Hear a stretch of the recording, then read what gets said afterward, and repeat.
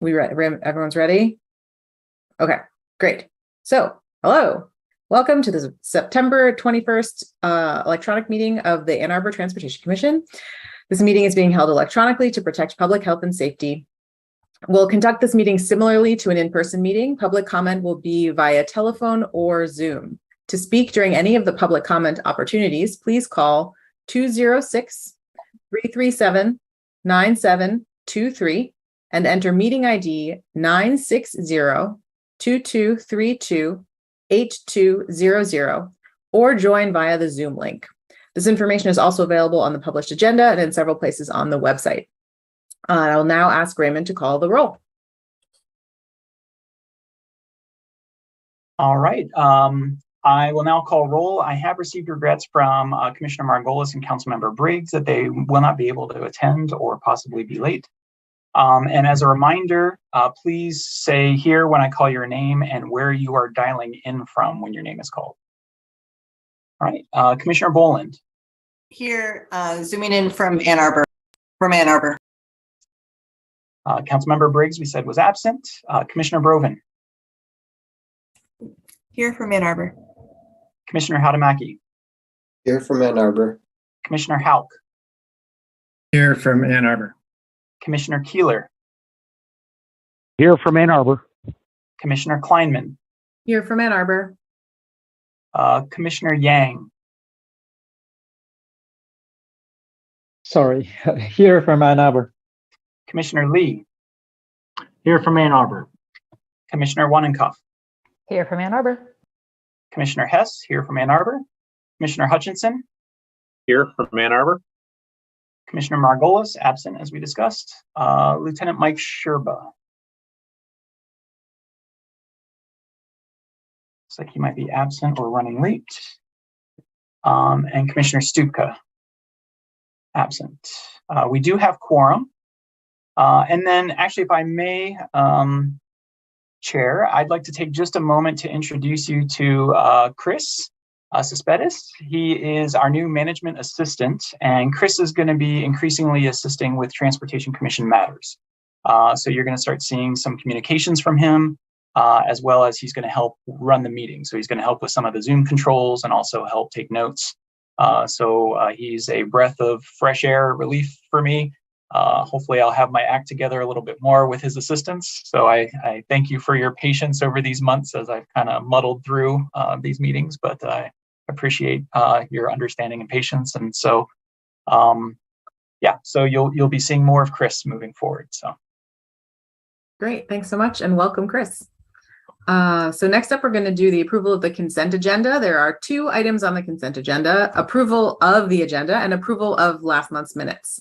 Are there any modifications to the consent agenda? Okay, is there a motion to approve the consent agenda as presented? I see Commissioner Lee and seconded by Broven. Okay, all those in favor of the motion, please physically raise your hand if you're on camera or say yes. Yes. All those opposed? All right, consent agenda passes. Next up is public comment. This is an opportunity for people to speak for up to 3 minutes. Please call 206-337-9723 and enter meeting ID number 960-2232-8200 or connect via Zoom as described on the agenda. City staff will select callers that have raised their hand using the last 3 digits of your phone number or your Zoom ID. In order to raise your hand to indicate your desire to speak, please press *9 on your phone or select the raise hand button in Zoom. You'll hear an automated announcement that the host is allowing you to speak. And since we now have another person helping, I want to clarify who is timing the 3 minutes. Is it? You're going to do it, Raymond? Okay, great. Do we have any public comments tonight? We do indeed. Mr. Clark Chernesky is on the line. And I do want to quickly clarify something. Lieutenant Sherba was in the meeting. He was an attendee, so I just promoted him to panelist. So my apologies, Lieutenant Sherba. These are the sort of things that Chris is going to catch. So that won't happen anymore. No worries, Raymond. Coming from Tyrone Township today. Thank you, sir. All right. Mr. Chernesky, I have allowed you to speak. Go ahead and unmute yourself, and the floor is yours. Hi, yeah, it's Clark Chernesky from Ann Arbor. And a couple of things. One is that the new pathway along Nixon Road is almost completed. A little bit of landscaping to do yet, but there are already children using it to get to Logan School from up on the north end of Nixon Road. So I'm glad to see that happening. Also, I like what you did on the unmotorized railroad crossings, the 2 tunnels that are proposed, plus other crossings which are left undefined, but that's fine. I imagine a lot of those will include Ann Arbor, especially the downtown area. And I have one question. You had for tonight's meeting some modifications to do to the capital improvement program. I just want to verify that the Ann Arbor station replacement is still in the capital improvement program under projects. Is that correct? And that's all I have to say. Thank you. Thank you. And I think I know we don't often answer questions, but we can clarify that. My understanding is that it's still in the larger capital improvements plan. What we're looking at tonight is just recommendations from the commission about things that we think should be in there that are not, or that are in there that should be prioritized highly. So I think that, so it's still in there. It's just, I think it's not in the document that we talk about tonight. Is that right, Raymond? Yeah. Okay. Thanks so much. The one little clarification beyond that, Molly, is that we are just kicking off the CIP development process. So it is in the existing CIP. The next CIP is not yet developed, so I can't attest to what is or is not included yet, because we're just in the process of developing that now. So yeah, but my understanding is there's still interest in keeping it. So great. Thank you. And thank you, Mr. Chernesky. Are there any other public commenters tonight? No, Molly, I don't see any other attendees with their hand raised. Okay, great. So we will move on to our first order of business, which is the Ordinance and Bylaws amendment. So we've talked about this before. I suggested that we change our membership to remove the seat on the commission that is reserved for an owner or operator of a transportation business operating in Ann Arbor, and replace it with another member of the, like a seat for a member of the public. It'll allow us to cast a larger net to make sure we have a commission that's operating at full strength. This will be the second time that we've talked about this, so we can take action tonight and actually vote on whether or not we want to make this change, and then it would get forwarded to City Council. And it's not, I think, until City Council approves a change that we would actually be able to open that seat up to another member of the public. That is correct, yes. Great. Any comments, questions? Yes, Forrest. Thanks, Madam Chair. I just have a quick question since I'm new, so I can play that card. So one owner or operator of a transportation business, would, University of Michigan be considered as that? Because they run a public transit system.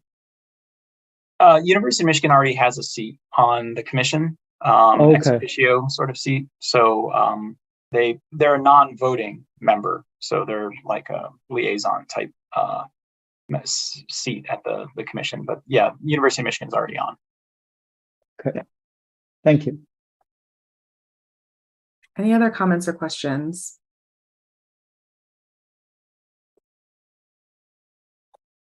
All right, so since we've already talked about this before, I think we can just move straight to a vote. So do I have a motion to recommend approval of changes to both so we have to change two things, the enabling ordinance of the Transportation Commission and our bylaws to remove, quote, an owner or operator of a transportation business operating in Ann Arbor, and to replace this seat with a, quote, member of the public. I saw Julie first. I'll move to. Oh, Thanks, Larry. You can second. So seconded by Larry. Great. All those in favor of the motion, please physically raise your hand if you are on camera, or say yes if you are on audio. Yes. All those opposed? All right, motion passes. So we're going to forward this to City Council, and hopefully we can get another person onto the commission soon. Thanks, everyone. Next up is the capital improvement plan update.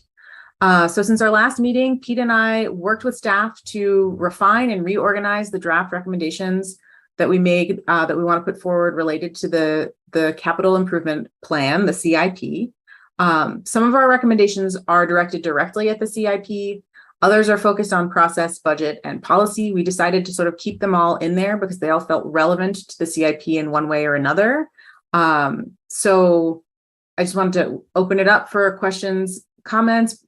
Pete, I don't know if you wanted to like say any more about what's in there now, how it all came together. No, I think you covered it. Thank you. So any questions or comments? Nick. I was just reading through this, and I had a question on one of the items under capital plan and capital plan projects. At the beginning, it mentions where is it? State Street to Broadway and connecting under the railroad to industrial. Mm-hmm. Is that supposed to be boardwalk? We had issues with this. I do all the time too, to tell you the truth. I was just reading through it and trying to get a feel for where this stuff was, and I briefly thought you were talking about the north end of State Street, where right. it gets close to Broadway. So no, but it still says Broadway. I think it's supposed to say boardwalk. It says South State to Broadway and connecting under the railroad to industrial. So then we need to. I think we need to make that modification to boardwalk. Okay. Thank you. I always confuse those two in my head, but I don't actually think it was me who made them. I hear you. I'm right there with you. I'm glad I'm not the only one who does that then. Thank you for catching that. Any other questions or comments?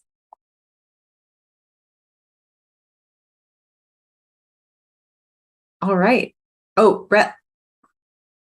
Yeah, I just wanted to point out I appreciate and like the fact that it doesn't just cover individual projects, but it also addresses the evaluation and selection process, which I think is going to be really useful in future years to develop to maybe modify the prioritization model that prioritizes more filling bike lane gaps and connectivity, and also mentions the speed management program. So hopefully, this is a appropriate avenue to modify the process going forward. And that's something that's allowed by this, and because it is in addition to just we like these individual projects. I think that's a good thing. So hopefully that can have an effect going forward. Yeah, it's there's not another clear point for us to try and influence the process. So sort of putting it all together in this document seemed appropriate. And Kayla, who, manages the CIP, thought that was reasonable. And she helped us just really get it organized so that it was clear when we were talking about projects versus processes.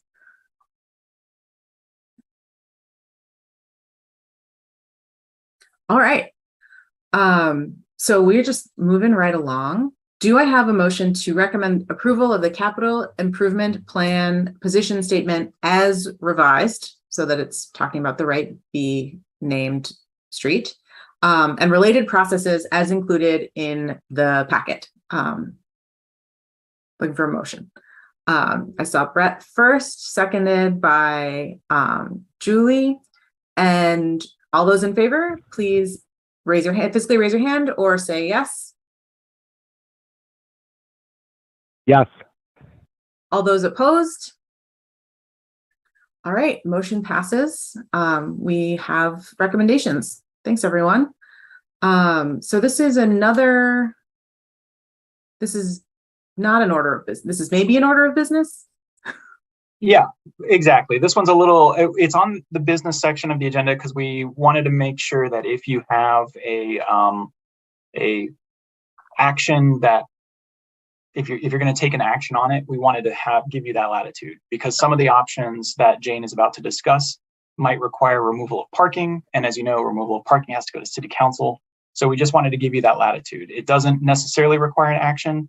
And as Jane will explain, the staff recommendation may not require action by council, but that's a good intro for Jane Allen, who I think is going to review a slide deck of the 7th and Greenview project. So great.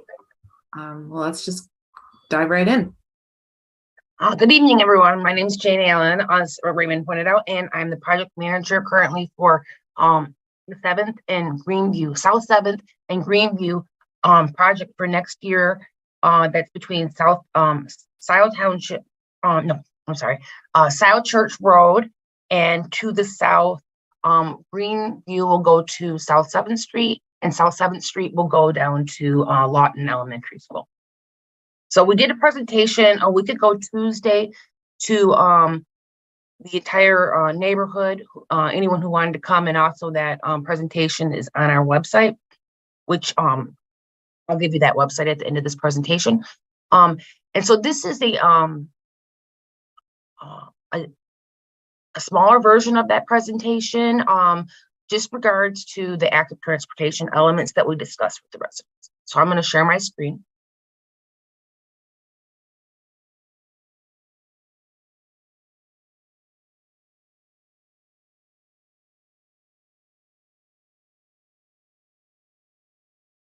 Jane, your screen share is going. Oh, there you go. You're good.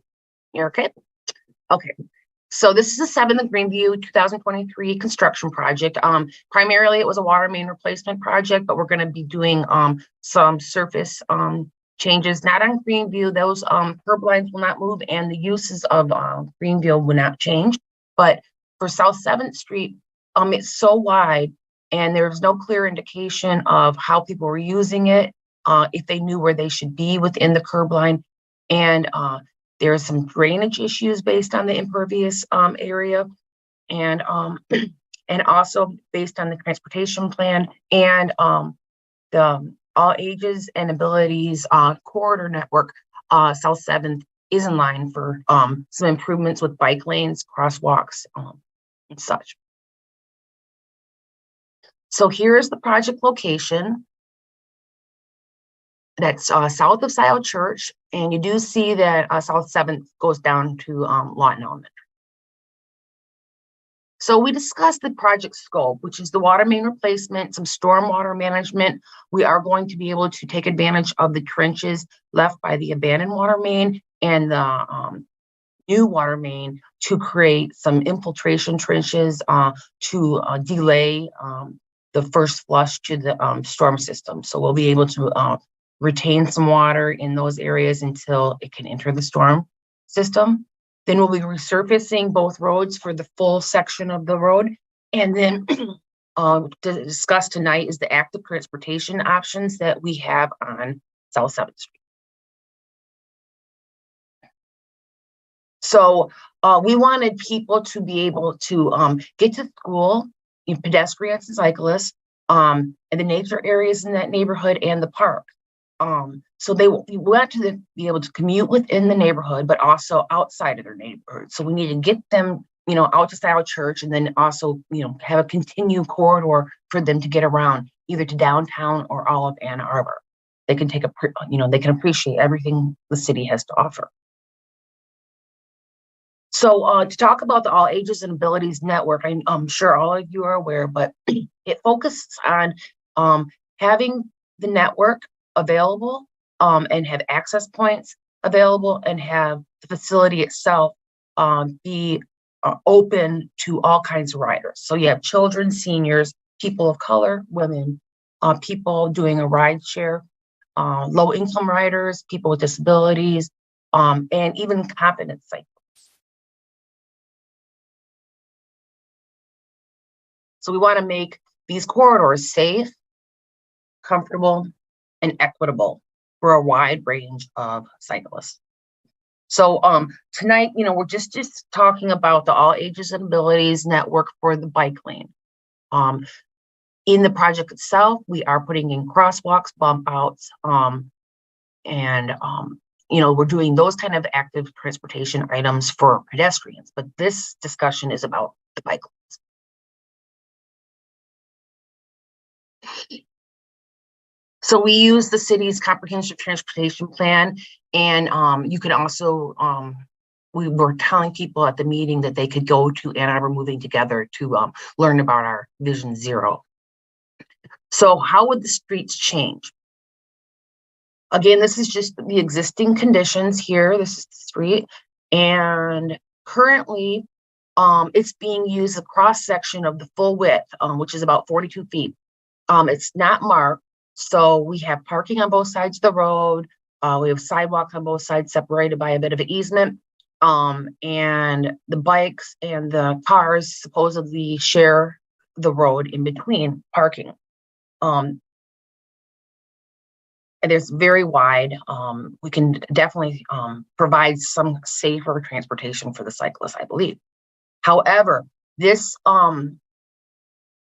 because of the class of the road, the speed, and the fact that it's so, local residential, what they have existing satisfies the all ages and abilities guidelines.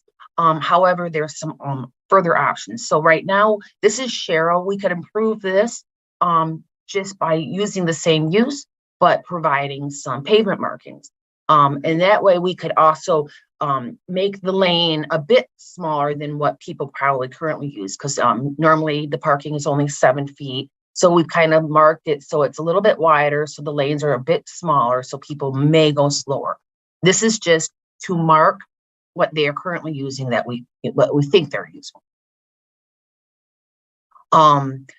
The options that we discussed now is to take out a shared use space for bikes and motorists and create either a designated bike lane, which is your standard bike lane that's 5 feet wide. We could also do a buffered bike lane. That would be a 3 foot wide buffered space. And then down the road, or even possibly in the near future, we will be able to maintain bike lanes that are only 5 feet wide.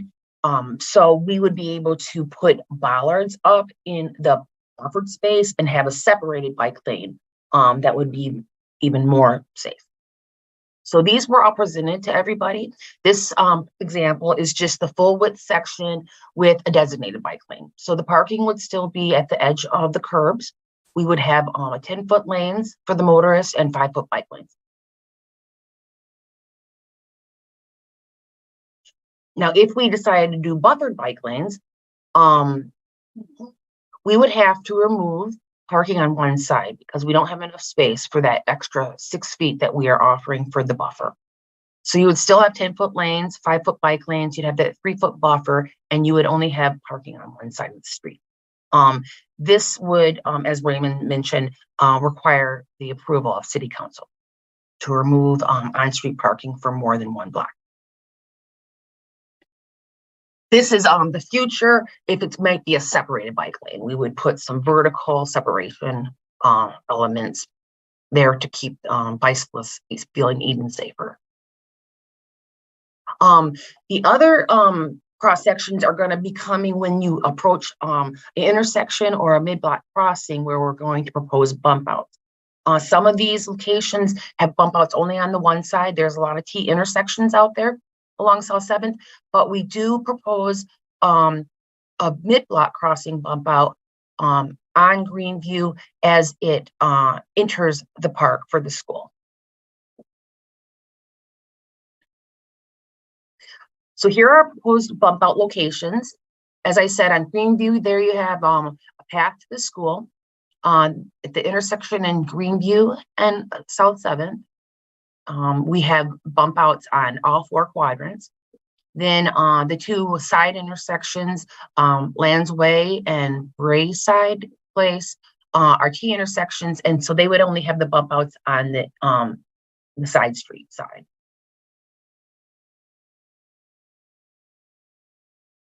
So in one of those cross sections, when it's on that T intersection with just a single bump out, the shared use space with motorists would look like this.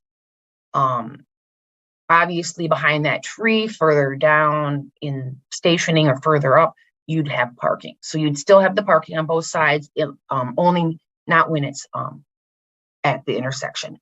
And incidentally, intersection bump outs do not take away any legal parking that is out there now, because you're not supposed to park near intersections for the length of the bump out. Anyway, the one bump out that may cause the elimination of on-street parking is about 4 spaces on that Greenview location, because currently there is legal parking at that location.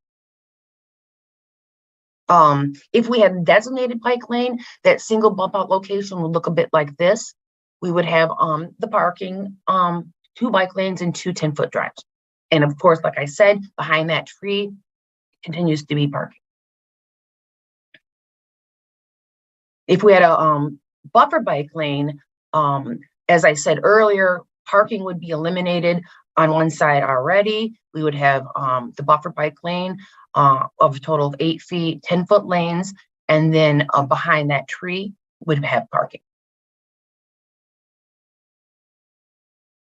Now, in those sections, like at the Mdot crossing, well, not necessarily at the Mdot crossing, because Greenville is not going to change its lane width, but at Greenview and South 7th, where we have bump outs on both sides, this is what the shared space use would look like.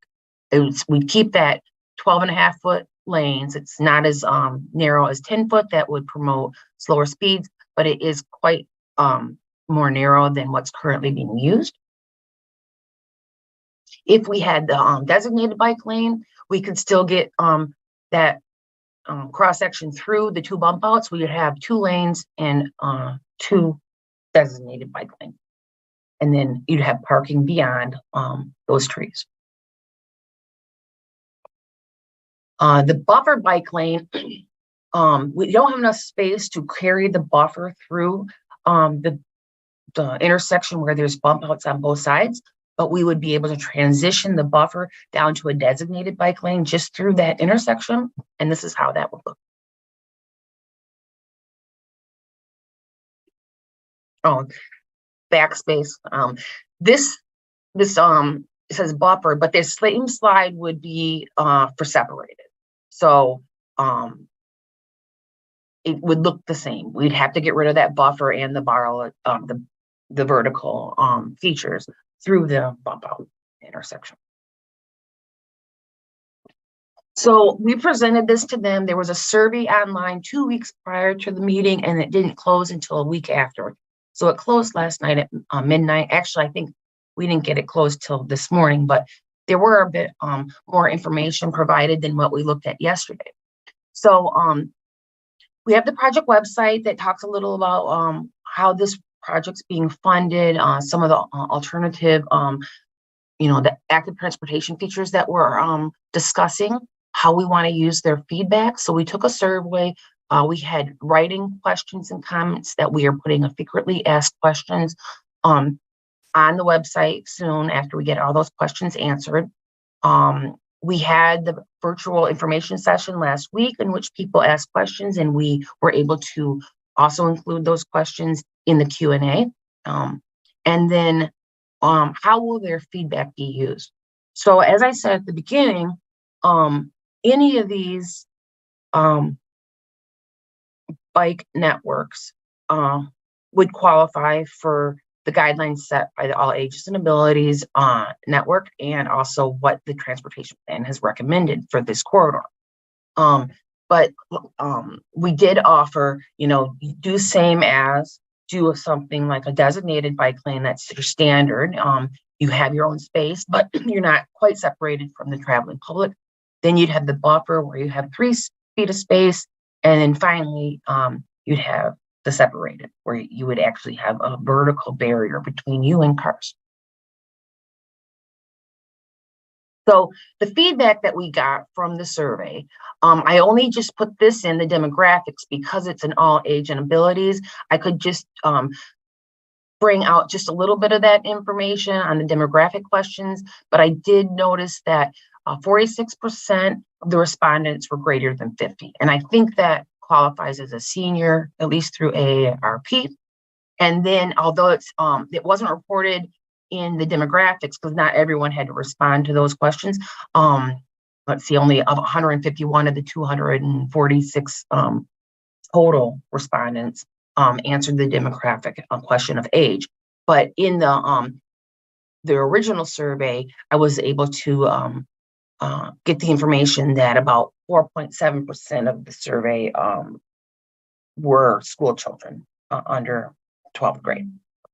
And then as far as gender, the only thing, it's just anyone that's pretty much not a male, based on the all ages and abilities groups that I had mentioned earlier. I think white male is the like not the standard, but like what their base is. And so then they add women, other genders. So we had nearly 40% of the people who did respond were not male.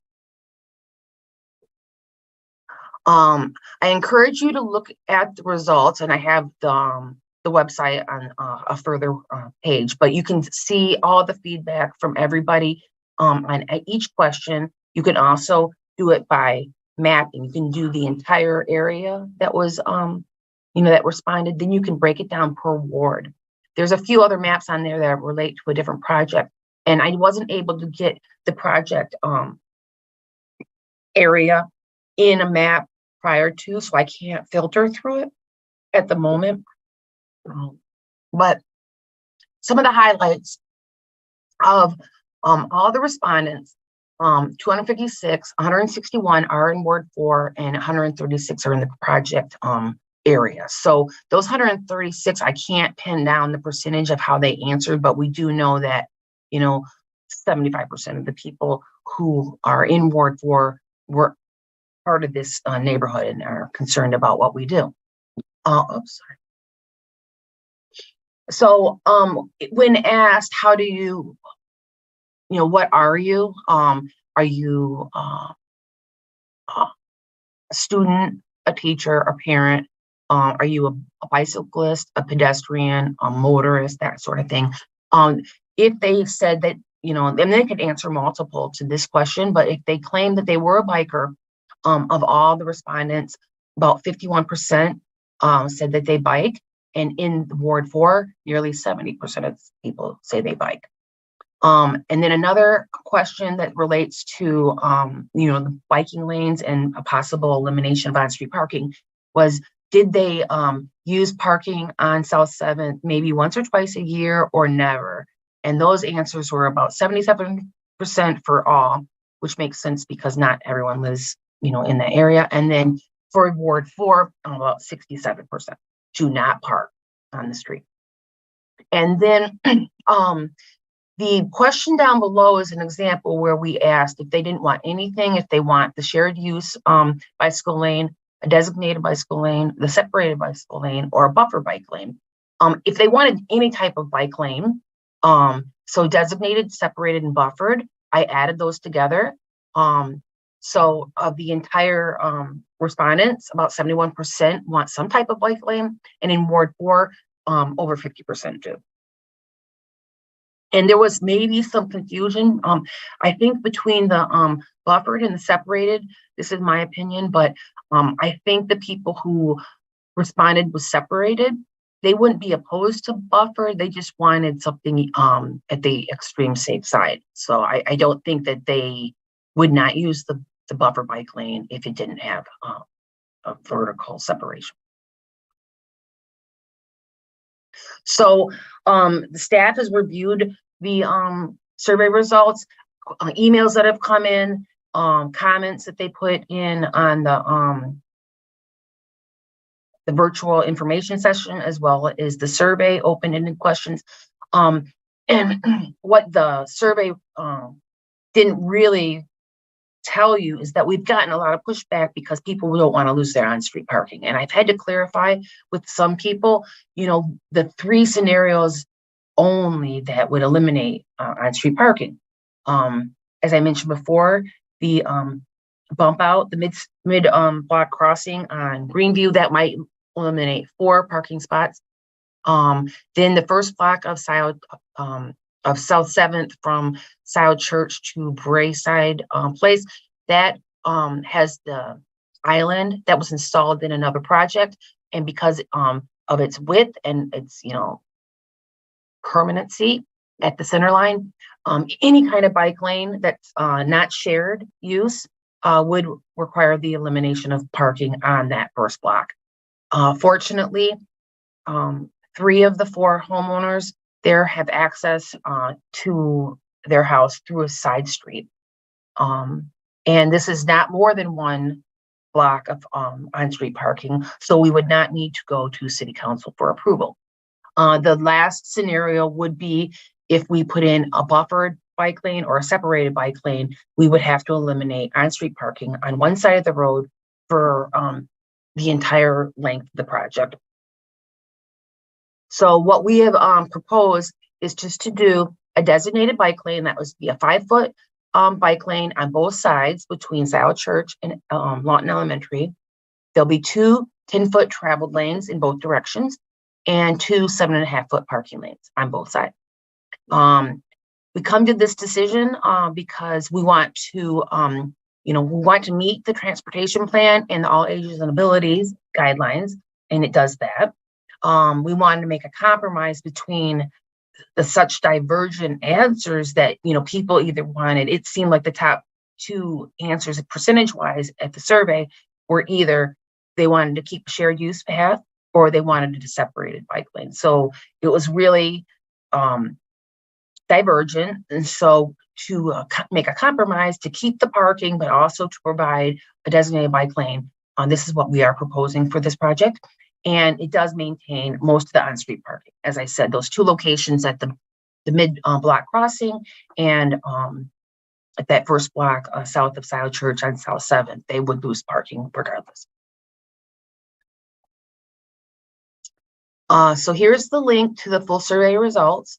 If you know how to get to A2 Open City Hall, you can go to closed topics and then go to feedback.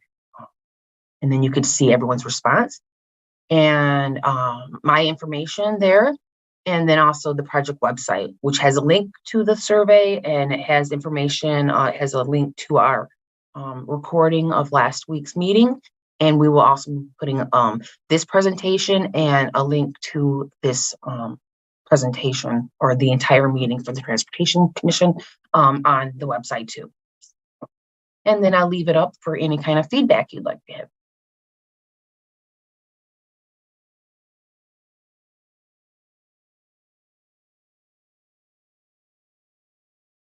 I was just hoping I wasn't on mute that whole time. We would have told you. Thank you so much. That was great. I was just typing some last notes. I'm going to open it up to comments and questions. I saw Brett and then Julie. Thank you. A couple questions. For the vertical elements, how would those interact with the maintenance of parking? I'm just wondering, how do cars get in and out of a parallel parked spot if there's a bike lane and then a vertical element periodically? And then also, is the speed limit 25 or 30 in this area? Because it is, a neighborhood. I wasn't sure if it was 25 or it could be 25. So it is 25 prima facie local residential road.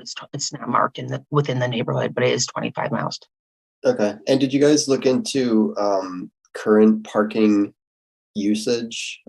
We did not take like a poll or a survey from employees going out there and counting them, but we asked the question, if you want to go to those individual feedback results, we asked the question, how often do they see parking 100% of the time? And it was like rarely, sometimes, never, that kind of thing. And then it was, how often do you see cars parked 50% of the time, 25% of the time? So those answers change as they, it was very high percentage that they never see something 100% of the time, but then when you get down to 25% of the time, you get less nevers. People do see cars parked there.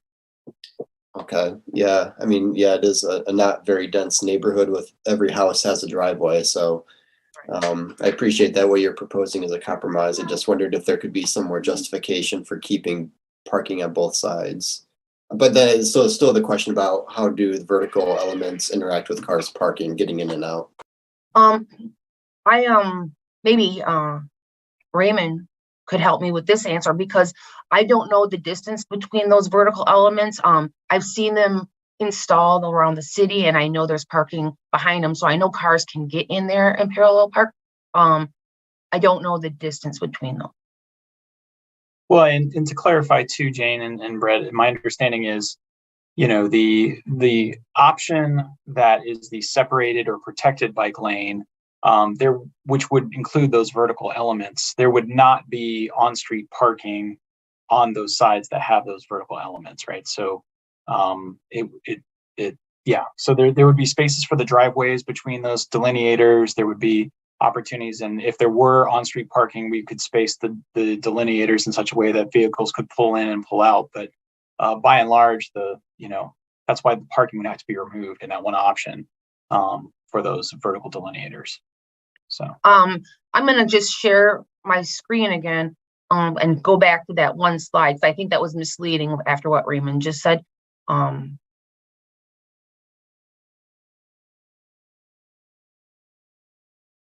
Oops, sorry. Yep, stopped.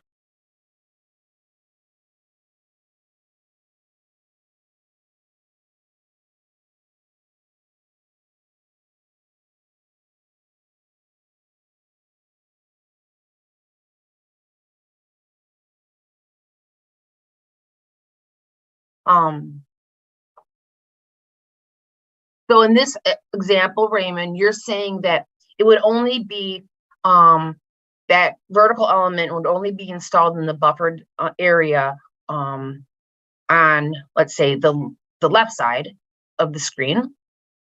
And then on the right, where they're still going to be parking, we wouldn't be able to put that vertical element in? Well, we could put some periodically, but they'd have to be spaced very far apart to allow vehicles to pull in and pull out.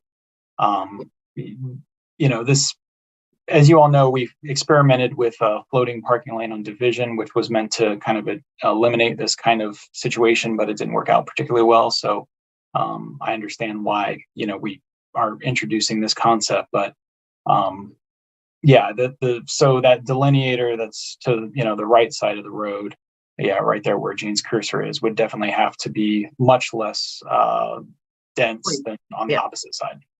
Okay. I just wanted to make that clear because I wasn't aware of that.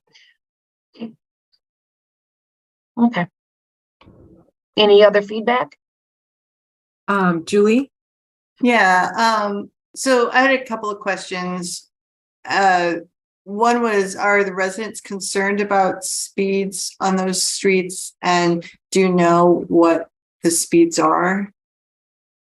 No, we have not taken ADT or speed.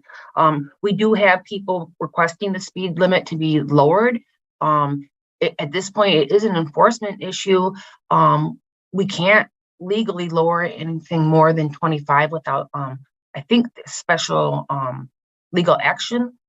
And although Mdot does this, they do a 85 percentile of the speeds that are actually being driven. That's if someone asks for the speed limit on their street can be lowered, they can't go lower than that 85 percentile. Of course, this isn't an Mdot project. It's not an Mdot road. We could, we don't have to use that rule of thumb, but currently our only option is to keep it at 25. And are you planning to post the speed limit? You said it wasn't posted now.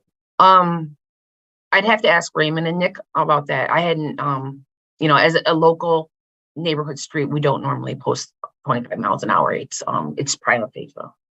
That makes sense. I just wondered if residents knew what the speed limit was supposed to be. My other question is related to what Brett was asking is that I think that your design is fine, your proposed design is fine, but I don't really understand the need to maintain all that parking based on what the responses you got in the survey. And so I just wanted to understand a little bit better why you feel that it's important to maintain pretty much all the parking. Well, as I said, the design was acceptable to all of those alternatives based on the guidelines. So it was recommended by our transportation engineer that we compromise, because what you hadn't seen, I don't think there was a specific question on the survey that I could report out to you, but the emails and the comments that were made, maybe before clarification was given, but people were very upset that they thought they were going to lose their on-street parking. So we knew that was a contentious item. So, if we stick with just the designated bike lane that gives them some their own space, we can keep the neighborhood happy with parking, and then that's how we're moving forward, unless we hear different. Pete, and then Suzette. Julie, you had asked about problems with speeding, and I live nearby and confirmed definitely there is a problem with speeding.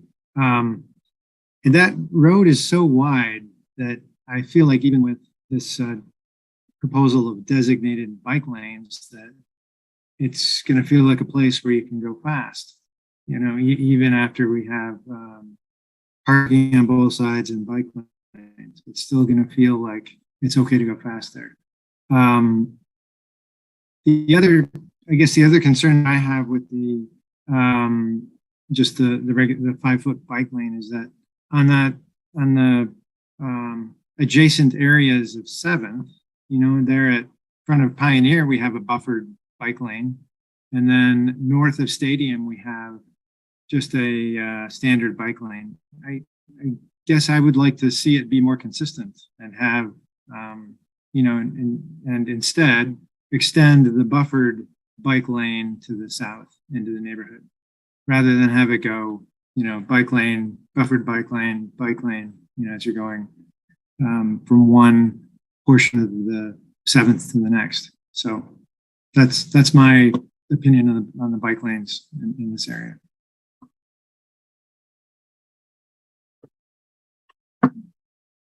Thanks. Suzette.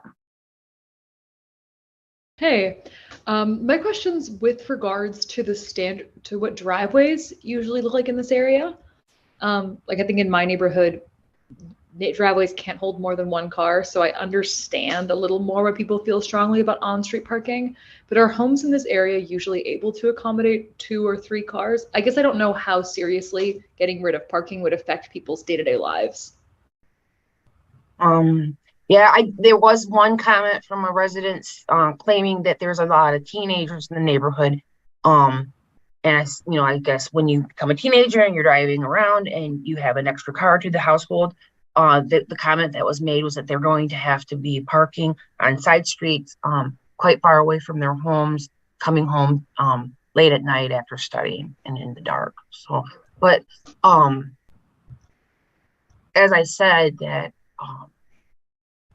even if buffer bike lanes were installed, there'd be on-street parking on one side of the street. So it's not as disastrous as people are imagining. The side streets are close by, but people just don't want to lose their on-street parking. It does look to me that most of the driveways can accommodate 2 cars side by side, and they're long enough to stack them, but of course that involves some coordination when people leave. Okay, but there's still, all to say, the driveways in the area are substantial enough that most people would fit 2 cars. Yes. Okay. The vast majority of the garages in that area are 2-car garages, and the driveways are of width to match that. So we're talking like 4 cars. It's a lot of cars. Yeah. Get rid of the parking. Yeah. All right. I'm good. All right. I go last. Meg, Suzette, are you good? All right, Megan. Great. Yeah, I think I was pretty much just going to say more of what we've been talking about, which is I was like strolling through on Street View a little bit. The driveways look really large. As a cyclist, I will not ride in a bike lane that is in the door zone like that. So especially, I mean, even if we were to put up plastic delineators, then I just worry that you've got a cyclist who's essentially like trapped alongside a car that may or may not look before they open their door. So I'm kind of concerned about the idea of maintaining the street parking. A bike lane in a door zone is not a bike lane.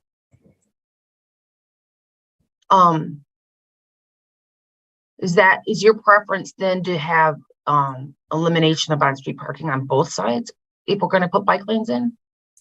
I mean, if you're talking about an all ages and abilities cycling network, I mean, just myself, I am a very competent cyclist and I will not ride in a bike lane that is in the door zone like that. So in my view, it would not qualify as all ages and abilities.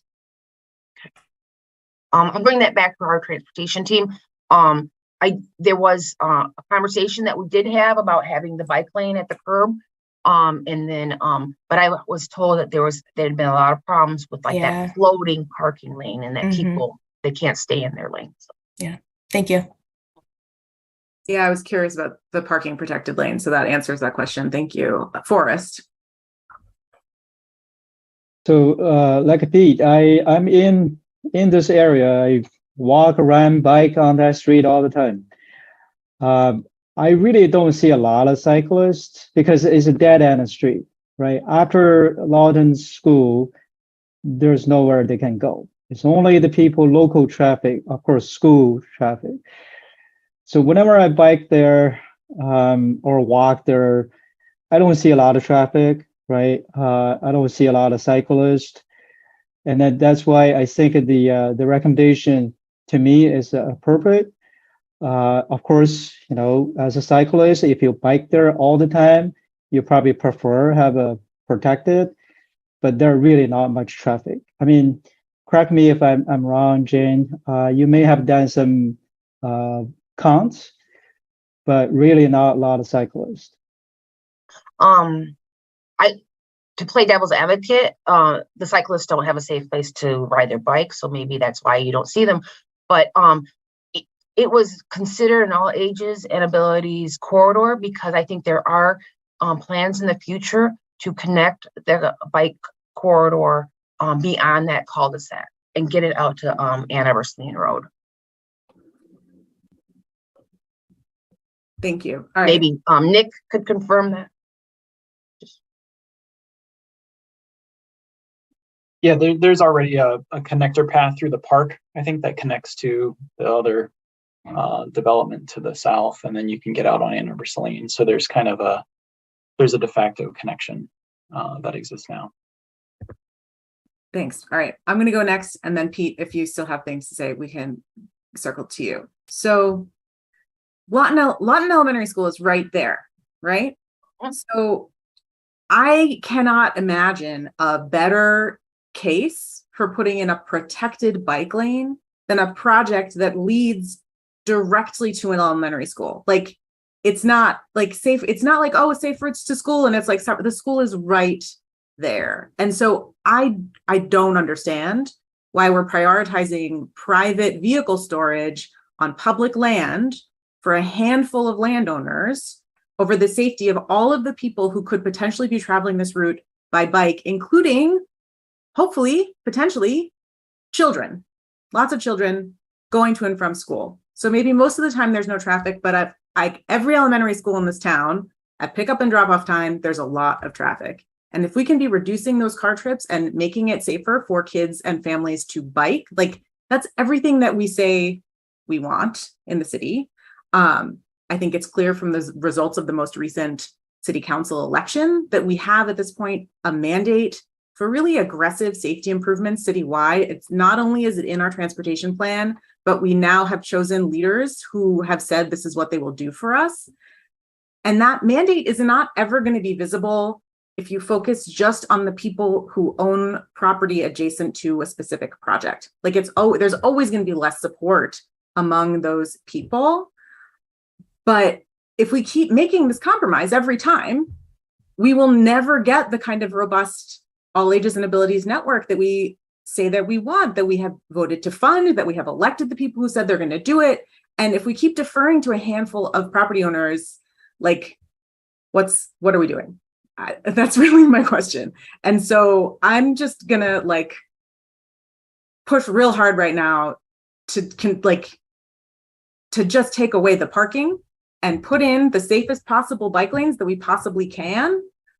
Because like, okay, so there's like a couple of teenagers who live on the street, and we're prioritizing the theoretical teenagers over like the very real elementary schoolers and their safety on this route to school. Like these landowners benefit from living so near to an elementary school, even if they don't have kids there. That's their property values are going to be extra good. And maybe that means that they have to like park around the corner when they have a party. Okay, I'm going to stop now, but that's where I am. I just want to speak to what you had said, because there was a resident that said the property values would go down because there's not available on-street parking. And I think I would agree with you, because I think as far as a safety concern, not having cars parked on your street would feel safer.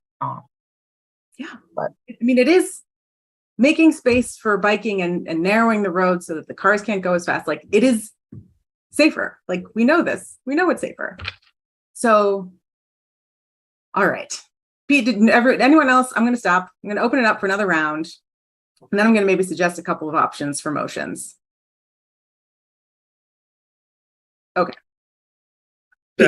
Molly, I just wanted to point out that there was that connector through the park. Great. Yeah, so it's already part of a bigger network than it might look like. Okay. So I heard a couple of folks, I'm not the only one who's feeling like we should be taking out the parking and putting in the safer option. So I think we can do this, right? So before we put together some motions, I want to figure out what we're moving for. We don't take a motion at all, I guess. No, let's just do it. Because we don't do any, right, Raymond? We're not going to take a motion at all unless we want to recommend removal of street parking. Well, right, because really what we were trying to do is get feedback on the options, which you've given a robust sense of feedback, including on the staff suggested alternative. Yeah. But if you're gravitating towards the one that calls for the elimination of parking, as we mentioned, that would require council action. So it would be, advisable for you to take an action specifically on removal of parking, if that's where you're headed. Okay, great. So we're going to try and see what happens. Can I get, Pete, go ahead. How specific does that recommendation have to be, Raymond? So if we say that we are prioritizing removal of parking, we would recommend, recommend the council, I know this one because we've done it a bunch of times. We would recommend that council remove parking along in the project area where necessary to do the plan with the parking protected bike lane, or not the parking protected, with the protected bike lane. So that's the whole length of the section, the project area, right? So I would ask for a motion to recommend the removal of street parking in the project area. That's what I would ask for, and that's what we'd put forward. Does that answer your question? Yeah, Julie. Yeah, so I want to make sure that we address Megan's concern about being in the door lane. I mean, it seems like even with the protected picture, are the bikes still in the door lane, or is that? I think what was proposed was to suggest elimination of all on-street parking in that corridor. I think if we just remove the parking, then both sides. Yeah, we can recommend it. I think you'd also want to do a clause saying we want it to be removed for the installation of, because you wouldn't want to have both parking both sides of parking removed and then just put in a designated lane, Right. Would you want to recommend something Protected. higher than designated? Yeah. Thank you. All right. Can I get a motion to recommend to City Council the removing of parking on both sides in the project area for the installation of protected bike lanes? Megan, Uh-oh. do I see a second? Jane, you've finished, but we can still hear you. Okay. Yeah, the lights just went off, so I'm gonna go run and turn them on real quick. Do I have a second for that motion? All right. It looks like no. So would someone like to suggest a different motion? Julie? Oh, you're still muted. I'm concerned about removing all the parking, and I'm trying to figure out if there is a way to put a bike boulevard on one side that's a two-way bike lane and keep parking on the one side. Would that be a compromise? I know. I know in general, moving away from those, I think, for a variety of reasons. It wouldn't connect up with it causes problems when it's only for a section, right, Raymond? Yeah, that's the biggest challenge. It was one of the things I think we contemplated early in the design. It's just when you get to SIO to then transition all the way across, especially that section of 7th is so wide because you have the median, it would be a very, very bad transition, right? So I think a different option would be the removal of parking for whatever are we calling this the staff alternative plan, where there's some parking is removed, but not all the parking is removed. Is that right, Jane? The current staff recommended plan is having parking left on both sides with just a designated 5-foot bike lane on each side. The scenario that would result in elimination of on-street parking is if we did a buffered or a separated bike lane, then we'd have to get rid of parking on at least one side. Okay. For the length of the project. All right. So Raymond, how would you suggest we frame that if we wanted to do that as a motion? Well, I think kind of how Jane just described it, where you could say remove parking on one side in favor of an all ages and abilities protected bike lane. So it's similar to your last motion, just not all parking, just on the one side. All right. Cool. So I'm going to try again. Can I get a motion to remove parking on one side for a protected bike lane? I see Suzette as a motion and Pete is seconding. So this one, any further discussion? All right, we're going to take a vote on this one. All those in favor, physically raise your hand or say yes.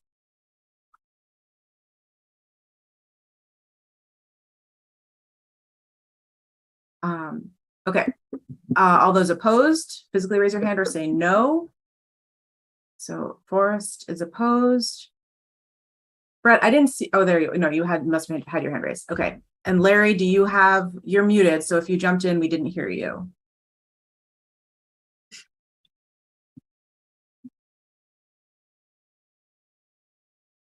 Okay, great. So then we're going to count that as an abstention, I think.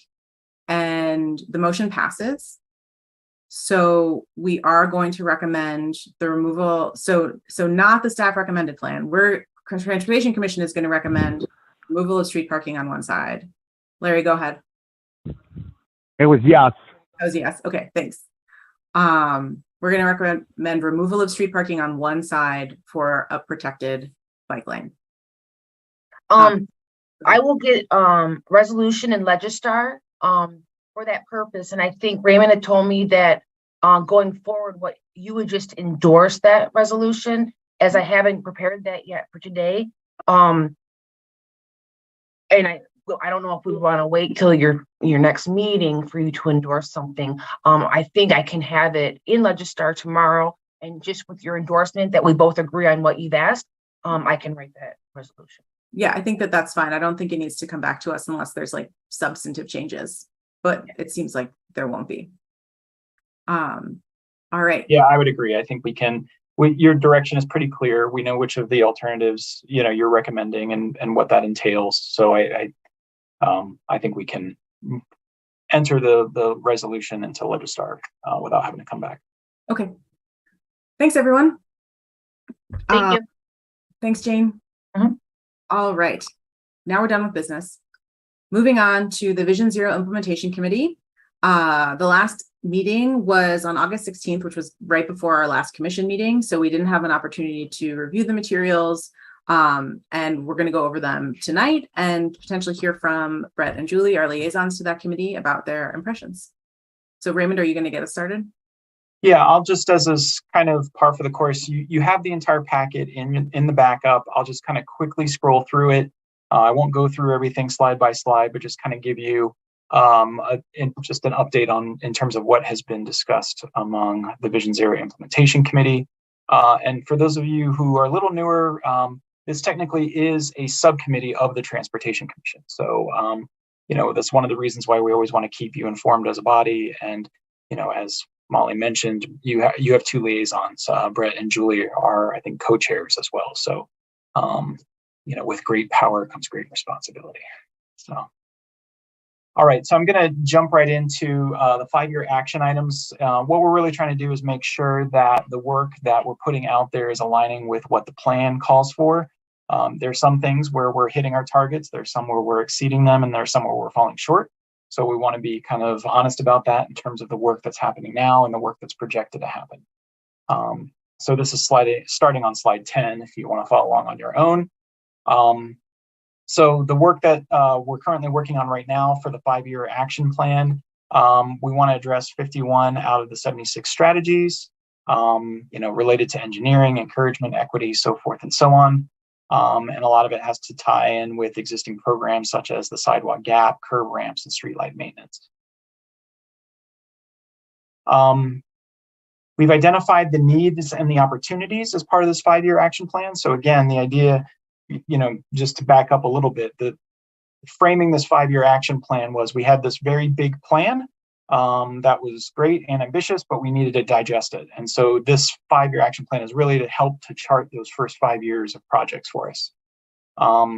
So, spelling out what those needs are, focusing on corridors and intersection designation, sidewalk gap infill, crosswalk upgrades, bike routes and biking improvements, intersections for bikes. And the opportunities are to combine strategies, incorporate into existing projects, assess the feasibility and ease of implementation, making sure we take equity into consideration, and if there are any other considerations as well, we're getting feedback from the Vision Zero Implementation Committee on that. So out of some of the analysis that's been done based on, for those of you who are familiar with the plan, there are several different kind of key maps that we look at. One of the most important that we reference regularly are the Tier 1 and Tier 2 safety corridors and intersections. And then we kind of overlay that with where there are opportunities for all ages and abilities bike networks, where there are improvements for crosswalks, so forth and so on. And so what kind of shakes out on top for both focus corridor improvements as well as bike routes, and they're one and the same because the two feed off one another, is Plymouth Road from Murphin to 23, Packard from Eisenhower to 23, Eisenhower from Ann Arbor Saline to Packard, Miller from Newport to Maine, Packard from Maine to Stadium, and Division from Hill to Beeks. All right. So what this helps do is, it helps address 13.39 miles of Tier 1 corridors and 10.47 miles of Tier 2 corridors. There is no target in the plan, so that's why you see the not applicable in terms of if we're hitting the target or not. But the plan or this proposal would address 14 focus intersections identified in the plan. Our target is 15, so we're tracking pretty close. We would put in 6 new crosswalks. The plan would call for 3, so we're exceeding the target there. Bike routes, we're admittedly falling short. I think many of you are aware that the plan calls for 5 miles plus of protected bike lanes every year. This would implement upwards of 23 miles, but the target is 65. So, it is falling short, admittedly. But on the flip side, for intersections, we would address 66 intersections where the plan has a target of 20. So there's a lot there. Now, there is a little bit of sticker shock at the bottom. You can see that it's roughly $43 million, which is not programmed in any budgets yet. So there's a lot of work to do in order to figure out how we would pay for that. But as I mentioned, we did submit the Safe Streets for All grant. You heard a report on that last month. So that could get us part of the way there, if not a good part of the way there, if we get that federal funding. The next couple slides actually go through and kind of contemplate some of the concepts that might be here. Now, this is just a preliminary scan. So when you see these drawings, I think this is the starting point for the discussion. Don't take this as gospel, right? So the idea is, the consultant has helped us identify what are some of the improvements we could make as part of these projects. And so, for example, on Plymouth, they suggest extending the raised median, installing overhead rectangular rapid flashing beacon signs, maybe closing some turn lanes, relocating sidewalks, maybe even looking at a two-way cycle track along Plymouth. So those are some of the opportunities there, maybe even some raised crosswalks and other elements as well. For Miller, the idea would be to look at some of those existing crosswalks and how can we make upgrades where we just have static signage. Maybe we can upgrade those to rectangular rapid flashing beacons.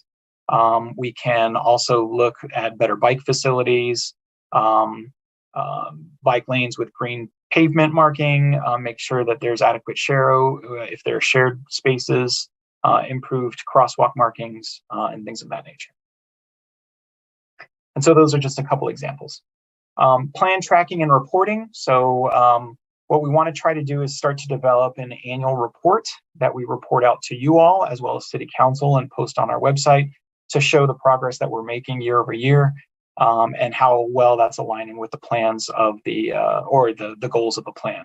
So, there's several metrics here, number of people killed or seriously injured, percent of serious injuries, and fatalities for people walking and biking, percent of serious injuries and fatalities related to number of safety improvements installed on focus corridors and intersections per year.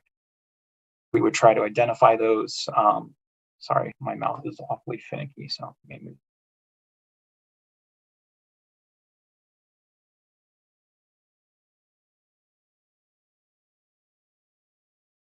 Again, I probably won't read through all of this. It's in your packet, but there are metrics. The last metric I spoke to was related to safety. There are also metrics related to mobility. Then there's metrics related to accessibility for all and healthy people, sustainable places. These are the pillars of the plan, if you're familiar with it. So, just as a sampling for each one of those, for mobility, we talk about things of, percent of population within a quarter mile of an all ages and abilities bike network, for example. Under accessibility for all, we talk about, what are the transportation costs as a percent of household income and how many jobs are accessible via different modes of transportation. Under healthy people and sustainable places, really tracking what the vehicle miles traveled is per day, and seeing if that is decreasing over time, and how much of the population is within a 20-minute neighborhood. And in the plan, the idea is that you can get to all of your basic needs within a 20-minute walk of your home. So shopping, entertainment, restaurants, any of those things.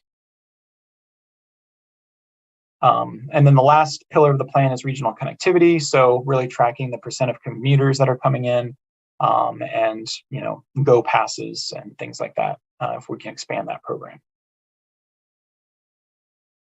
So then, again, it goes down a couple layers more into the weeds in terms of how we're going to track the targets, the strategies, and how we can quantify it, both in terms of the 5-year target and the efforts that are underway versus those that are programmed. Next, I'm going to talk about the speed management program. So again, you may recall that this work that Sam Schwartz is doing for us was, they had 3 main things that they were working on. They're working on these quick build year 1 projects, which we're hopefully going to get in the ground any day now. Then there was this 5-year action plan that I just discussed. And then we talked about the speed management program, which we've previously called Major Streets Traffic Calming, but we really want to focus on speed management. So again, this is still in development, so we want to try to keep you up to speed in terms of what's happening. But the idea is we're trying to come up with a toolbox and where those different tools can be applied based on the type of roadway. And the idea is we also want to educate and empower residents to be part of the process, so that they can help, influence the outcome, similar to what we're doing with the sidewalk gap prioritization. So we're looking at streets by character type. We're looking at, best practices across the industry. And then we're matching kind of those best practices with our types of streets in order to control speeds. So similar to what you're familiar with in the neighborhood traffic calming program, we're kind of clumping these into different, areas. Horizontal deflection means things that you drive around. Vertical deflection, number 3 there, are things that you drive over. There's cross-section modification, so the idea of narrowing lanes, and then traffic control devices. So everything from, roundabouts to signals, things of that nature. And then we're looking at several different criteria as well. Speed limits, volumes, intersection control, how we accommodate emergency vehicles are some of the things that go into the consideration. I won't go through all of these in a lot of detail. I think a lot of these concepts will be familiar to many of you because they're very similar to what we use in our neighborhood traffic calming program, but they're modified somewhat to accommodate bigger streets, major streets. So chicanes, the idea is that, things that you kind of drive around kind of breaks a straight path on the roadway. Realigned intersections, similar sort of concept. Traffic circles, again, similar concept. Think of it as a compact urban roundabout, things that you drive around. And then roundabouts are included as well. Lane reductions, so what you sometimes have heard us call these road diets. On-street parking, we had a lot of discussion about that, but there are some benefits of on-street parking, especially as it relates to traffic calming and getting cars to slow down, because it gives that sort of idea of friction in the public right-of-way. Bike lane and protected bike lanes, which I know most of this group is very familiar with. Lane narrowing, a concept that we're doing quite a bit of. A lot of our lanes, you even heard Jane speak to it earlier today about using 10-foot travel lanes as opposed to 11 or 12 or greater than what's out there now on 7. Curb extensions are sometimes called bump outs. We use these quite a bit, but they provide, again, that kind of traffic calming element. A choker is almost like a bump out, but there's one on each side. So you really just kind of choke the street down and, make it calm that way. Raised medians. So, just the idea that, we can have, instead of just a painted out center turn lane, we can actually do some raised medians in areas. Pedestrian refuge islands. Again, this idea of crossing the crosswalk through an island so that pedestrians have a midpoint that they can stay safely if they need to. Street trees and other street furniture are other opportunities for traffic calming. Speed humps. So now we're talking about some of these vertical elements. We are actually exploring this idea of vertical elements on,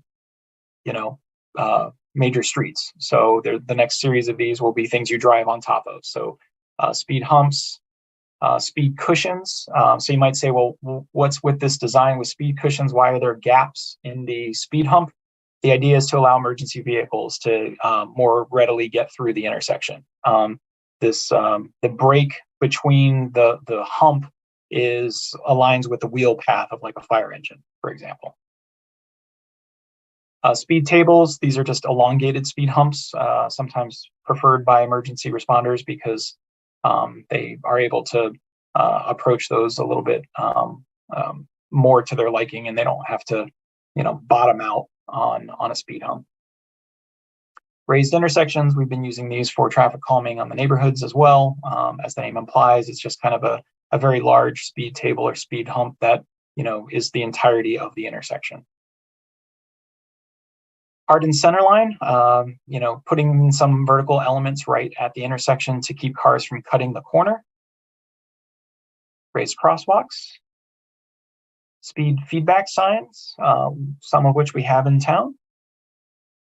Pavement Legends, we do not currently have these, but if you've driven on some interstates in Michigan, you've seen them. This is where you actually paint on the pavement things such as the posted speed limit to really draw attention for the motorist to what what they should be driving. And then there are opportunities for kind of placemaking, community building through street art. What are some opportunities that we could, just use paint to manage speed? There are some opportunities to use different pavement material types, which could have a calming effect as well. And so that's just kind of the toolbox that we're working with right now. It's still under development. We're going to start vetting these ideas in October. Suzanne is working with the consultant right now to develop a series of engagement opportunities for the public. As soon as those dates are nailed down, we'll be sure to share those with you, and so that you can engage in the process. All right.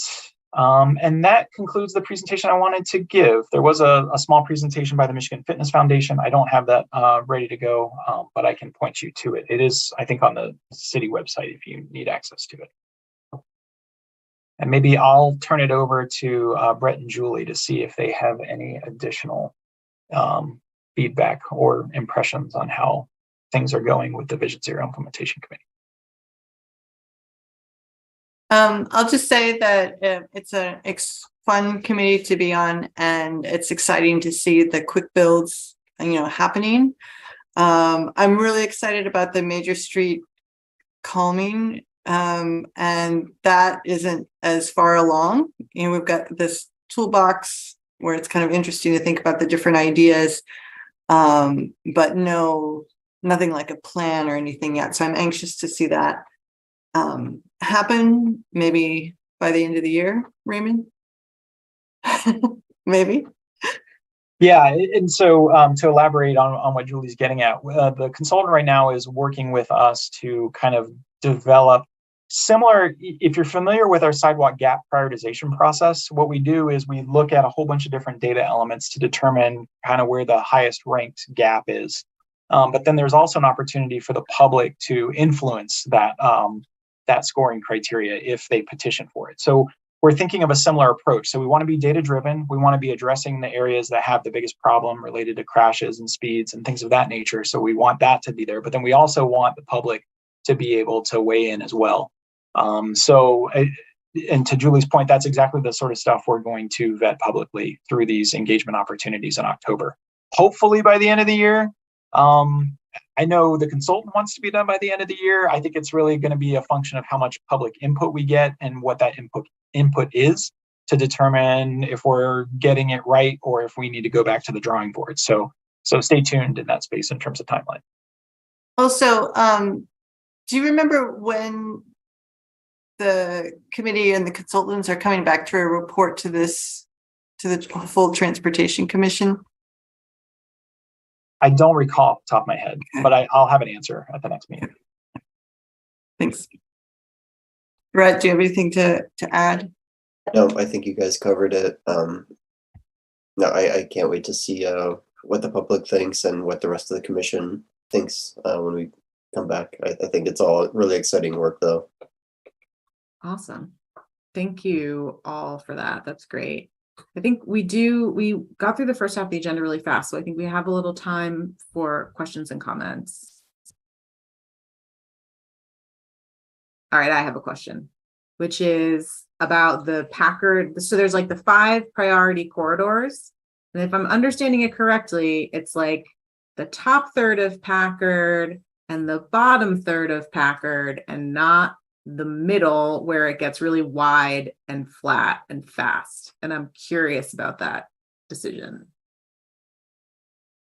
It was just to spite you, Molly. No, I'm kidding. I'm kidding. I'd have to look. My guess is it's probably a function of the crash pattern that's out there, and it's just looking at the historical crash trends. But I'm speculating on that, so let me look into that and get back to you on that as well. That's my memory too, though. Okay. That it was motivated by crash data. Yeah. Okay, that's helpful. I experiencing that corridor in every possible mode. I it's hard to go the speed limit as a driver. Like it's so wide and empty and fast. And that makes it much more hostile for everyone else. So, and also then if you just make it all of Packard, then you can fit another corridor in there. Like, I don't get it. so, just, sorry, I'm not going to explain corridors to you right now. Hold on, give me a minute. So that was my question. Other questions and comments. I can other questions or comments? All right, cool. Well, we'll look forward to seeing. It's like a part of a road, like a section of road. So. But why would you have more road? Cool. I think we're good. Sounds like we're good. Awesome. I'm going to move on to the next item of discussion, which is about protected active transportation discussions. So this title is not totally descriptive of what this is about, but basically, and Raymond, correct me if I'm like this, if this is not what we're talking about, but the idea here is that we've all noticed that we're starting to bump into these issues where we've set certain priorities around like protected bike lanes, especially, and we're not able to install them because of various barriers around budget and like who's responsible for what.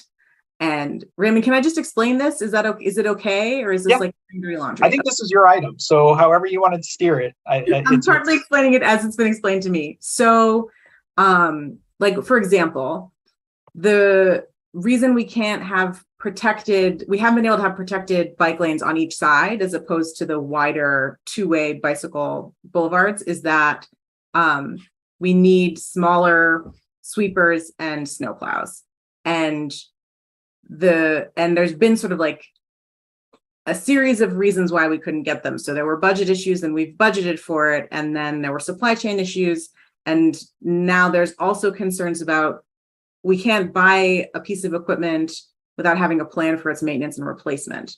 And the way our budget currently works, transportation projects are one-off, like we build the thing and then we're done.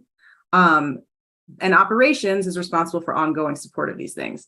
And these new kinds of equipment that we need for these bike lanes, it's unclear where they go.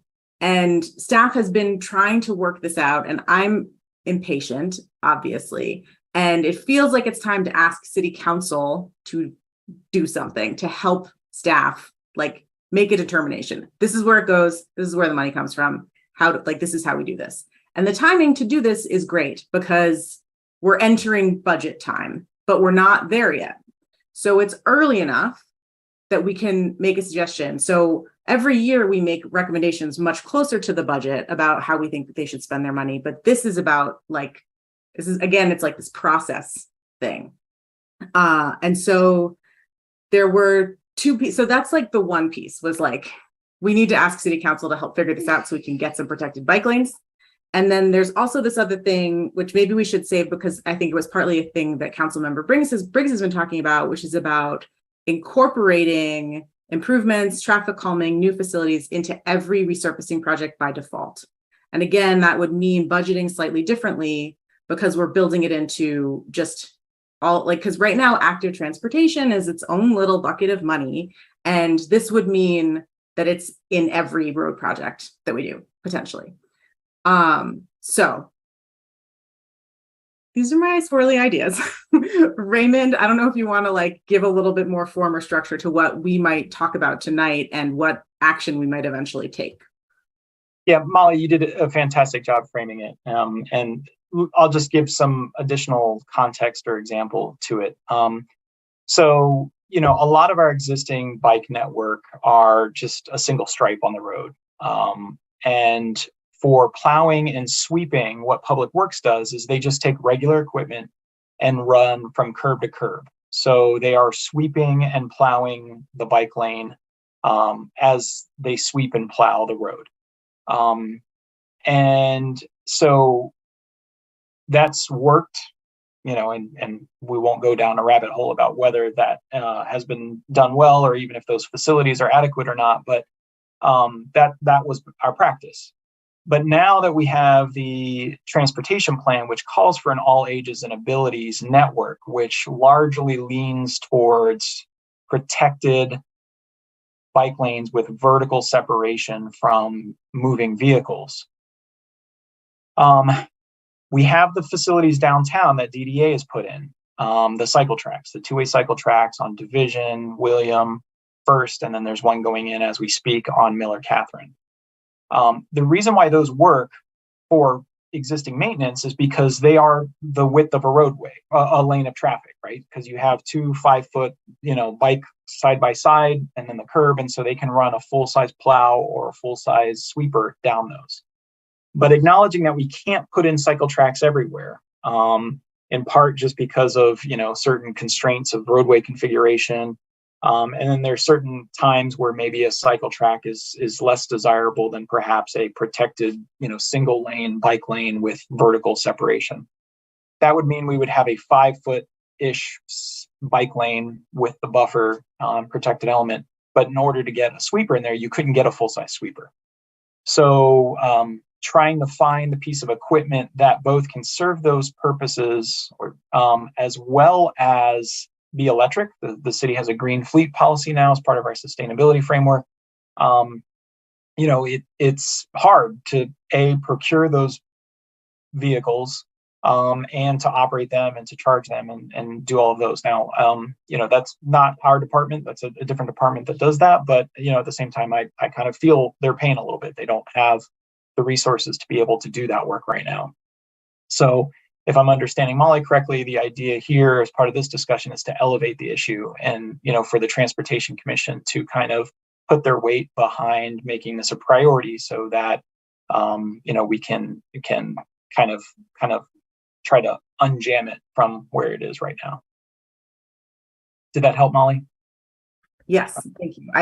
You and I have been talking about this so long that I forget what everyone has heard and not heard about the protected bike lane challenges. So questions, thoughts, comments,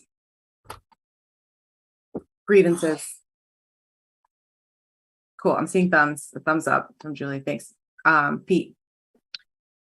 So what, I guess it's not clear to me what mechanism we would use to compel or to urge city council to do something about it. Like I'm still not clear on the process. Yeah, this isn't quite something we've done before. Often we're acting on things that council has referred to us. We have sometimes in the past identified things that we think are important where we come up with our own resolution and pass it, and it gets brought to council, and we ask our council representative, so in this case, Councilmember Briggs, to bring it to council and maybe work on having a council resolution or making sure something gets put into the budget, budget proposal, depending on what it is. So in this case, tonight, we were just going to talk about it and make it clear what we're talking about. And then potentially at our next meeting, we could bring a resolution or a couple of resolutions, depending on how we want to address this, that would be asking city council to say, please figure this out at an operation, it's time to get into the operations level, direct the city administrator to do XYZ thing, especially the untangling around responsibility for the sufficient resources for the protected bike lane maintenance issue. And we would discuss it and vote on it potentially. And if we pass something like this, it would then go to council. And beyond that, it's kind of out of our hands because we can only recommend, we can only advise and recommend. But we would be making a recommendation to council. Okay. Brett. Yeah, I was wondering if Raymond could maybe better scope for us the roadblocks to this piece of equipment, or these pieces of equipment as being part of the Green Fleet program. Is it that they don't exist in a BEV or battery electric vehicle format, or there's only one option, or is it like $1 million versus like a order of magnitude difference in cost? And I know the city regularly buys non-BEV vehicles now. This is such a big roadblock, and it's such a key enabling thing that could really reduce vehicle miles traveled. For example, can we get around that for this? It's how big of a stumbling block is the BEV aspect of these pieces of equipment? Yeah, it's a good question, Brett, and one that I probably don't have all the answers to, but based on what I've heard from our friends at Public Works, I think there's several challenges. The first is there is an order of magnitude cost differential between a gasoline-powered vehicle versus an electric vehicle. My understanding is we could get a sort of like a Bobcat style machine that could work in a bike lane for less than 100,000, but the electric version is like 250,000, somewhere thereabouts. The other thing is the supply chain issue is real. If we were to put the order in for the electric, and this is the sweeper, I believe, I think they said it's 14 months lead time to even get it delivered. So even if we put it in today, it's not going to be available till December of next year. So that's a challenge. Then the other thing too is staffing capacity. So, our current and past practices, you just have, the single driver of the truck, the big plow, the big sweeper that's just running from curb face to curb face, and they're just doing multiple passes. Now you need a separate operator of a separate vehicle, right? So that presents a challenge. And, the city, there are high expectations in terms of plowing our roadways, in addition to plowing and sweeping our bike lanes. So, Public Works is saying, well, which should I do first? What am I supposed to do if I only have one driver? Do we do the bike lane first or the road first? And then the other challenge, which is kind of unique, but will have to be solved for eventually, is the Wheeler Center that where all of our Public Works vehicles are parked and operated from, which is down on Stone School and Ellsworth. We don't have charging infrastructure down there yet. Now, eventually, we'll have to solve for that as we green our fleet. So that will eventually get solved for. But then the other operational piece is big trucks mean we can dump our spoils into big dump trucks. Small vehicles are not capable of dumping into big dump trucks. So then we may even need to buy a complementary vehicle for the plow or the sweeper so that it's compatible with, the smaller kind of footprint that it has. So it's this sort of, we're all new to this. We've been asking what other communities are doing. And, it's every problem we solve for seems to also put forward a new challenge for us as well. And so we're trying to troubleshoot it. We're trying to find the funding. We're trying to figure out the staffing. But it's difficult to do under the existing situation that we're operating under. So do you have a sense of what we could ask city council to do, like how to elevate this in a way where it's going to make things better as opposed to worse or neutral? Yeah, I think internally in my discussions with the chief financial officer, the idea was to really put forward something to city council as part of the budget process so that they understand what the trade-offs are. Because, unfortunately, budgeting is a zero-sum game, right? There's only so much revenue that comes to the city. And so for every new thing that gets entered, we need to offset that with something else. And so that offset is where it's a policy decision and not a staff decision. So, if we buy this and we operate this thing, will we have to forego or scale back to accommodate that? And that's the part that I think, I don't have a good answer for. This might be a space where, this commission may want to recommend what that trade-off is, but at the same time, there's a whole universe of trade-offs, right, that I wouldn't expect you to know. And so I don't know. So I think it's really just a question of, making your intention known. If you so choose, we can either insert that as part of the budget process, as part of this commission's recommendation into that. Or if you want to seek a different avenue, we can elevate it through other means as well. So, so for example, if you were to pass a resolution, just a standalone resolution, then that would make its way to council just as a matter of course, and they would know that you're, taking it seriously or want us to take it seriously. Thank you. That's helpful. And I just want to, oh, Suzette, were you? No. Okay. I want to take a minute also, since we've been focusing on the organizational piece around protected bike lane maintenance, to also just see if people have questions or thoughts about this other issue, which is trying to build, incorporate calming, like transport, like speed management, calming new bike facilities into resurfacing projects as the default. Whether people have any thoughts or questions about that piece. I think we'll probably end up treating these as two separate items because I think they're separate enough, but they were the two things that I have been talking about and thinking about for a while.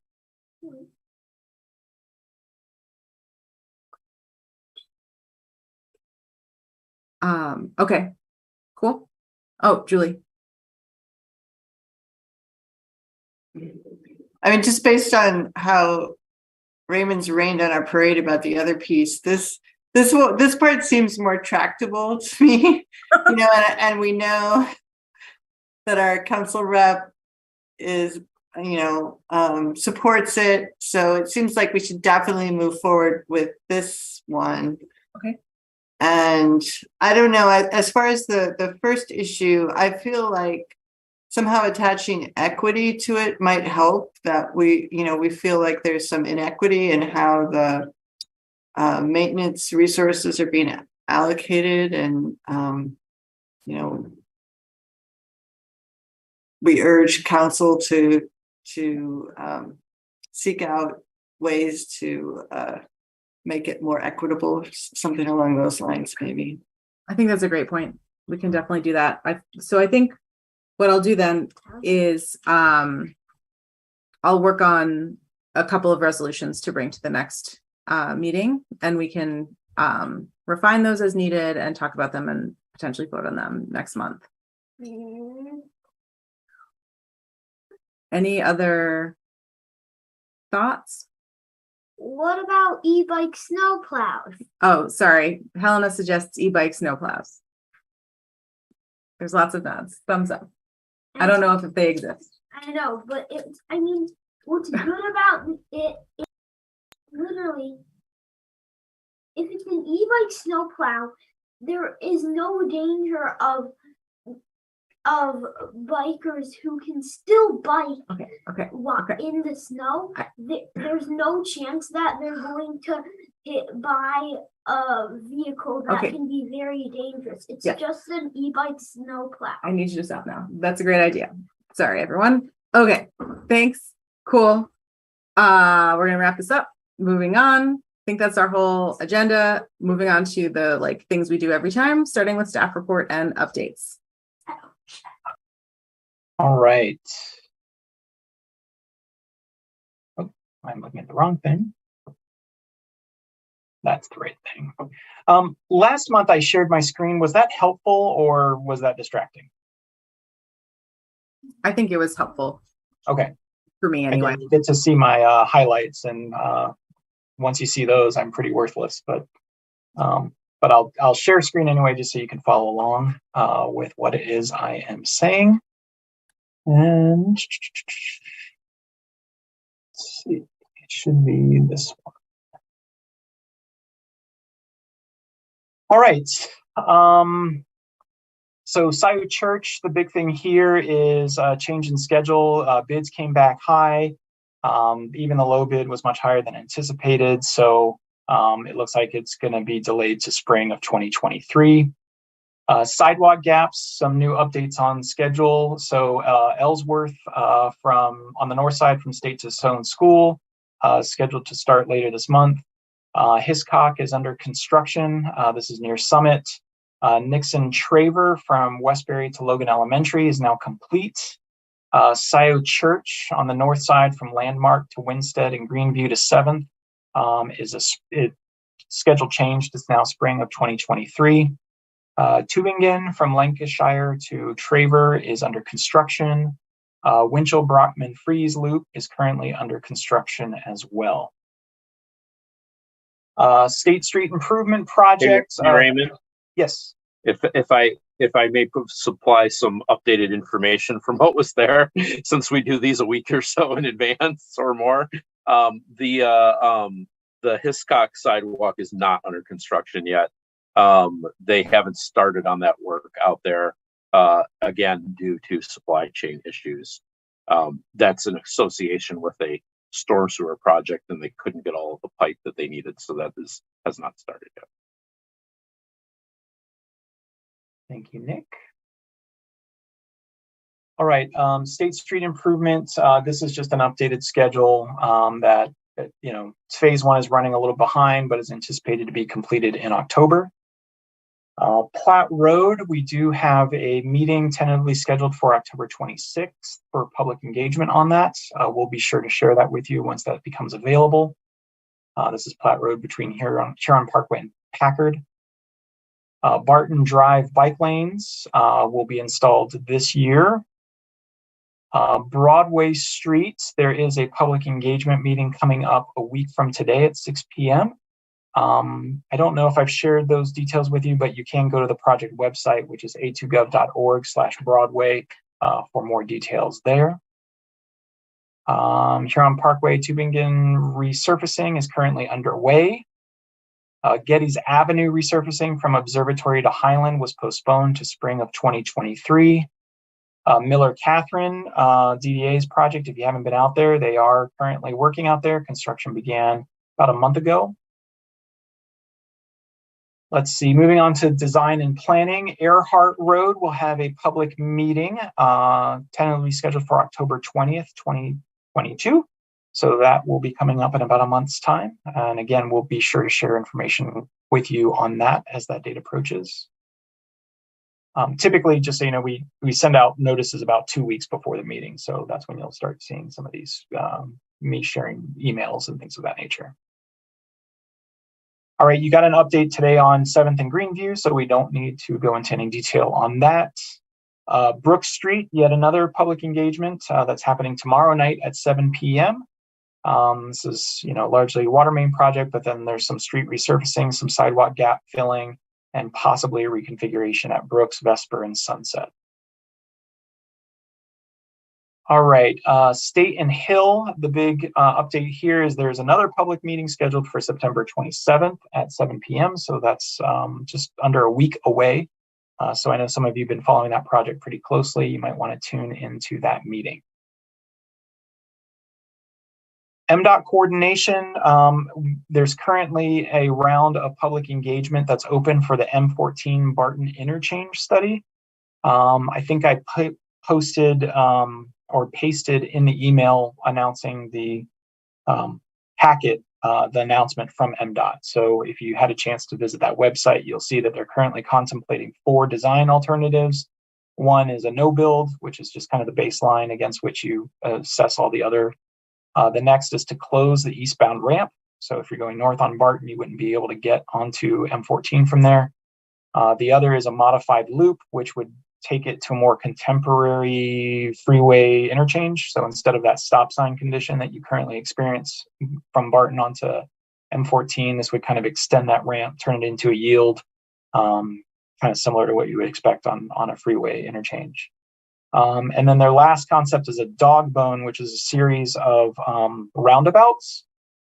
So they liken it to what you experience at Maple and 14, kind of by Skyline High School, or over on Geddes and 23 by Concordia, that you'd have a roundabout on each side of the interstate. And then there's actually even a third roundabout further to the north for the eastbound getting off ramp.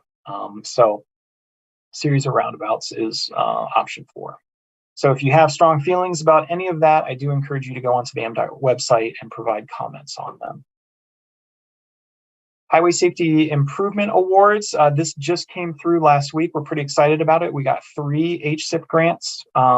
Signal backplates, if you're not familiar with this concept, this is where you put a sort of black plate behind a traffic signal. It helps with the visibility, especially at dawn and dusk, and brings, it makes signals more visible to the motoring public. It's a proven safety countermeasure with the feds. So that's why MDOT likes to fund it. But then we also got some non-motorized stuff, countdown pedestrian signals at various signalized intersections for roughly $108,000 federal, or $108,000. And then a series of upgrades to Miller crosswalks to install rectangular rapid flashing beacons. So Fulmer, Hatcher, Crescent, Bruce, Pine, and Newport will all get upgraded signage out there. So that's an exciting project. That was actually, even if you were paying attention to the Vision Zero Implementation Committee, that were some of the recommendations that were made there. So we just got funding to be able to implement those. Those are 2024 projects though, and I don't think this states that, but this would be federal fiscal year 2024. So it's almost 2 years out from where we are today. All right. Streetlights, just the usual update. 877 streetlights have been addressed by DTE outages to date.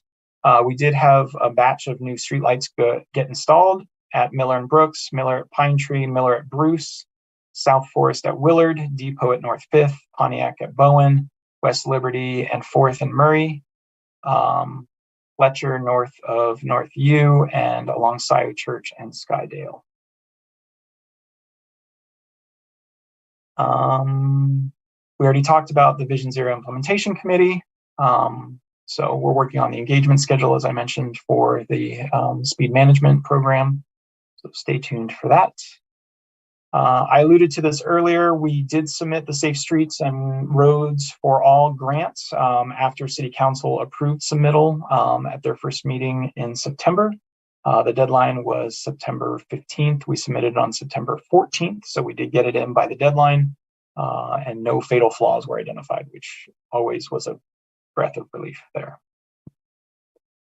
Packard road speed limits. There's a detailed memo included in your packet that I won't go over, but we are going to reduce the posted speed limit on Packard between Burr Park or Easy Street and the city limits to the east at US 23.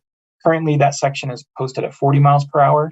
But when we put in the bike lane and narrowed the lanes, we actually saw that speeds dropped, which is what we would expect, which now means the 50th percentile has dropped, which allows us under Michigan Vehicle Code to be able to drop the posted speed limit. So it just goes to show that lane narrowing does work when you have those 10-foot lanes. And so we're able to kind of institutionalize that now and make it official.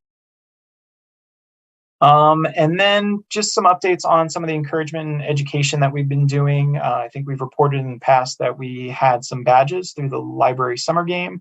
That is now closed, but the total numbers for walking and biking totaled over 1,300 participants, which is pretty exciting for us because this is the first time we've done that. Again, a shout out to Suzanne Flowers, our new transportation planner, who helped organize that with Cynthia, and shout out to the library for allowing us to participate as well. And then the gold level ride, which happened the day after your last meeting, we had roughly 25 participants. We had representatives from the DDA and police helping and Smith Group, and we thank all those that showed up, including some of you on this call. And then we're also working with our communications department to push out some safety messaging, especially related to school safety. And that concludes my summary, and I'm happy to take any questions or comments you might have. Great, thank you. Julie. So Raymond, in the written public comment, there was this long email chain about asking for a new crosswalk to be put in on Geddes. And I just wondered, in this delayed work on Geddes, is that part of the plan to put the crosswalk where they're asking for it? Yeah, Nick, I can't recall. I know there are some crosswalk improvements as part of the Geddes project. I can't recall if what was included in the public comment are the exact locations. I know they were looked at as part of that project, but I can't remember if there was a design challenge as to why we could or couldn't put them there. But I can't. I'd have to follow up and get back to you on that, Julie, unless Nick knows otherwise. Well, I don't have exact information, but I know the crosswalk locations were looked at very closely because of the geometry out there. There were some limitations of where the crosswalks could go. So we are adding crosswalks as part of that project, and we're putting them in places where our engineers feel that they will be safe. So okay. Thank you. Pete. So at the beginning of the document, you said that even next year in a single season, the Scioto Church project is expected to cost more than is budgeted. I'm just wondering what the implications of that are. If it does cost more than is budgeted, then what? The project will be going forward. We rebid it because the way we had it laid out right now, most recently, was that we were going to do some work this fall and then complete the work in the spring. We think that there's some efficiencies that can be gained, and the price will go down a little bit if we bid it out for work to be done just in 2023. So starting very early in 2023. It will still be higher. I guarantee it will be higher than what is currently budgeted. What that means is that it's still going to go forward. If it doesn't go forward, we lose the federal aid that we have for that. We don't want to do that. So other things somewhere else down the road will have, figuratively speaking, would have to get pushed in order to accommodate for the budget overage on that.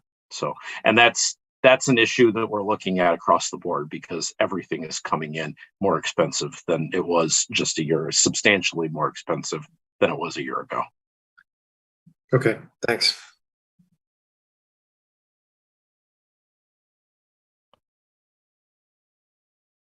Okay, thank you, Raymond. Next up, we have liaison reports. So any commissioners who specifically serve as a liaison to another body or organization are invited to provide brief reports and updates.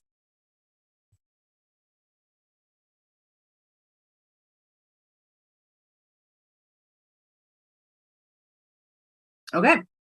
Next up is commission member communication. So this is an opportunity for any commissioner to provide reports or updates.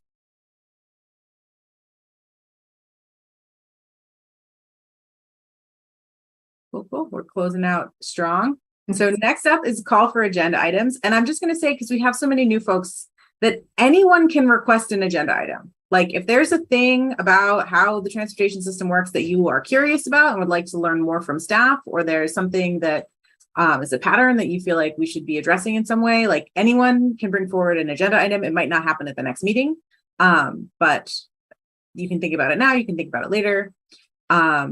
Raymond, you just unmuted. I don't know if you had anything to add. No. Okay. So, and of course, you don't have to put them forward right now. You can email me and Raymond at any time, and we will figure out a way to address these items.